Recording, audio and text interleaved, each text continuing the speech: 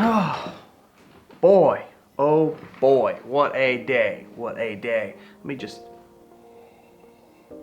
sip a little bit of my coffee. I'm just kidding. I wanted to be cool like all the other YouTubers. I'm sorry. Now, let's get serious, okay? This just in, breaking news. We're gonna talk about how I initially made $100 with photography. Back to you, Measly.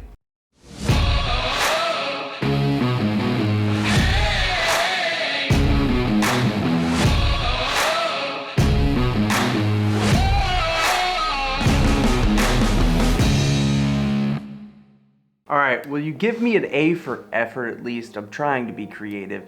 And you know, I had to relearn how to tie that tie because it's been so long since I've wore dress clothes. Anyway, enough of wasting everyone's time. I know it's valuable. Hey, it's me, Measly, with Measly Photography. If this is the first time you're viewing, welcome. If you're a reoccurring person that's for some reason watches these videos, thank you and I love you. I realize that I haven't talked about why I made this channel and why I'm doing this YouTube thing. In all reality, my channel is aimed more at beginners like myself. A little backstory, I did photography for like, I don't know, maybe like 6 months, years ago, and I really loved it. I wasn't very good at it. I put it down. I recently picked it back up and now I fell in love with it and I want to make a career out of it.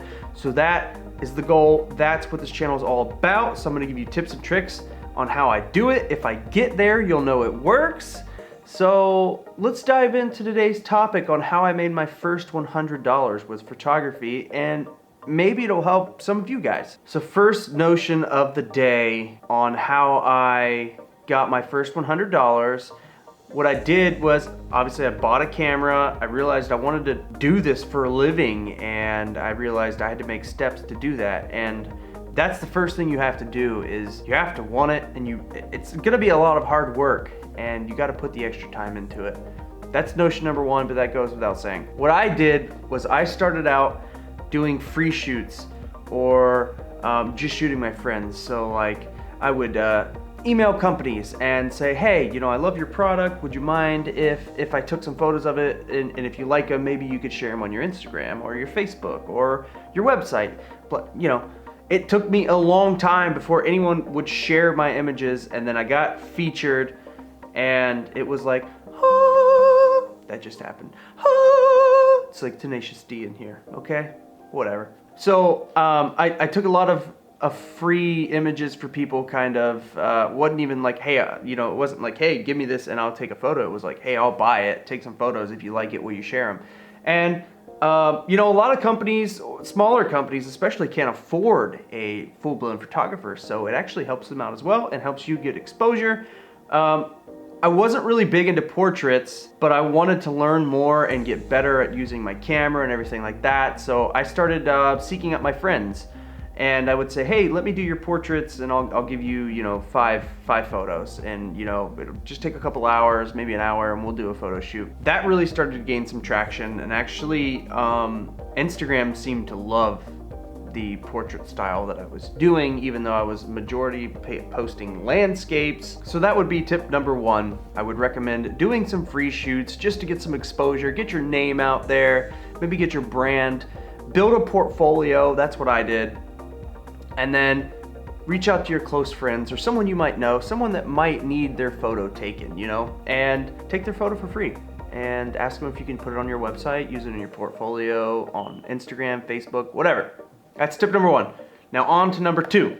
Now, step number two, I don't recommend, and I got lucky on how it worked. I took a few photos that I really loved, but I found one that I was like, this is gonna be epic, right? So I made 5 prints, and I told my Facebook friends, I was like, hey, you know, I got 5 prints, I want to sell them. And so all 5 were spoken for right off the rip. I must have really supportive friends, I'm not sure, but they all got taken very fast, and then I was kind of like, okay, don't do that again, because that could really backfire, because now you got all these prints, you've already spent the money on them, and they're just sitting here. So I wouldn't recommend that. I got lucky. I have some supportive friends on my Facebook that really helped me out with that. And if you're watching this, thank you so much for purchasing those. And I have one hung up in my house as well. I got 6. Made one for myself. Wouldn't recommend it until you get to a further tier. So that's my second step, but it's also a don't do step. You could try it. I don't know. On to step number 3. So initially when I got into photography, I was doing a lot of landscapes, and I love landscapes, but realistically I don't see myself making a living off of taking landscapes. I mean, maybe someday, but right now, no.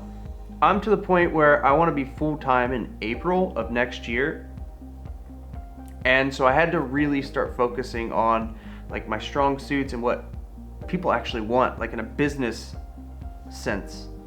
So I did a little bit of real estate photography. That was kind of cool. Did a couple free shoots. I really enjoyed it. It's been kind of slow, so it's not steady. And there's a lot of really good photographers out there. So you're up against some of the best. So you really need to like practice all your crafts. I made a couple off that. Wasn't anything crazy. Did one or two houses. No big deal. And that would sum it up for that point, because it's kind of cut and dry. Sorry. Moving on to point number 4. So at this point, I started growing a social media following. I think I maybe had like 300 followers at the time, but I started posting my friends' portraits that I was taking on social media, on Facebook, on Instagram, anywhere that I could post it, right? And people that I haven't talked to in years, or just like, random people would reach out to me. Hey, I really love these photos. Do you do such and such? Do you do couples? Do you do father and daughter? And I'm like, hell yeah, I do. Boom, cha-ching, I'm out there. We find really cool spots. And really, that's how I've made the bulk of my money from the start. It was, doing like father-daughter stuff, just random portraits. And it was kind of nice because they really liked my landscapes that I took of locations. So they're like, can we go here and do a family shoot? I'm like, yes, we can. So it kind of helped. But really, shoot your friends. Photo shoot your friends, I should say. Oh my God. I'm getting I'm laughing at my own jokes now. I'm sorry. But yes, that takes us back to point number 1. Doing free shoots really did help me in the long run with starting to make money, because people saw that and I was growing and growing. Tip number 5 actually goes back to every single tip that we had, and that is networking and social media.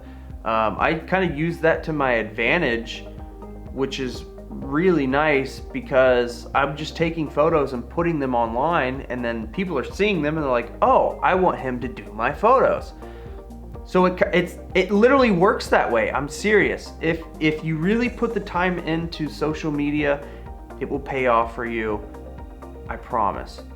Now, I've spent countless nights, and I mean hours and hours. I don't have a social life at this point because I'm constantly learning about social media and marketing and networking and everything. And that's what you have to do if you want to make photography a business. And I fully believe that. And I don't think there's any get-rich-quick schemes or anything like that. I think you have to put the legwork in, and then it'll pay off someday.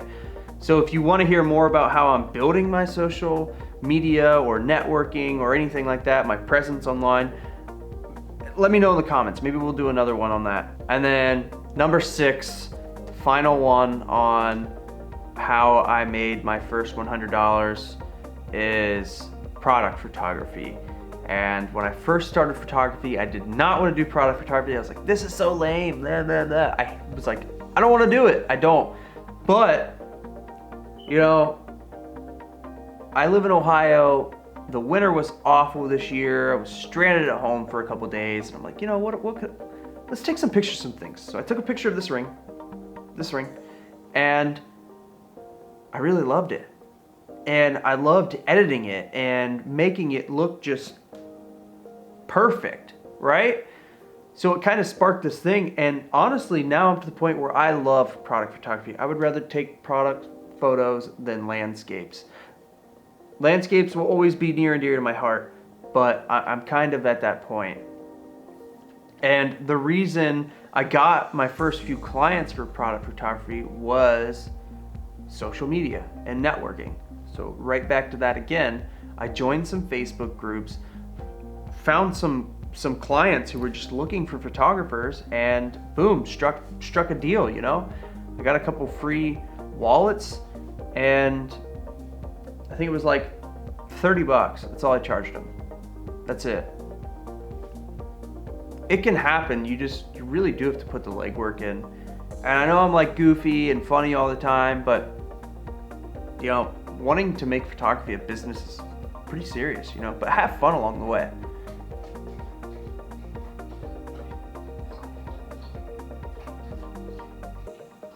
Dog must be really thirsty. Anyway, I know everyone's busy. I know everyone has things to do. I hope that you guys watch this. Maybe it'll give you a little more insight. If you would like me to go more in depth with any one of these steps, just let me know in the comments. Like I'll make a separate video for each one. Like what I said to my friends that would convince them to let me to take photos, even if they didn't want their photo taken. Email templates that I sent out when I was cold calling clients, you know, I can make those things if they do help. I'm not saying I have it figured out. I'm not a full-time photographer yet, and I'm working on it. But I want this channel to kind of be informational for people that they don't know where to start, because I was that person, and I'm still that person. I'm just trying to figure it out along the way, and if I can help anybody, I definitely want to do that. So, once again, I really appreciate anyone who is returning, and if you're new, I hope you stay. I hope you hit the like and subscribe button. It really does help me. I do have a goal. I would love to get to 100 subscribers so that way I can actually have a custom URL. That would be dope. And if not, that's cool too, if it's not your thing, or if you think that I'm really bad at this. I'm still learning this whole YouTube thing. It's taking a lot. It's obviously a lot of work to do these videos. Like, I can't tell you how long I've been trying to just get the light kind of even in here, because it's 2 o'clock in the morning and I work a lot. But with that being said, I really appreciate everyone, and I hope this helps somebody. I'll see you guys in the next one. This is Measly signing out. Or am I? I'm just kidding. I really am signing out. Bye.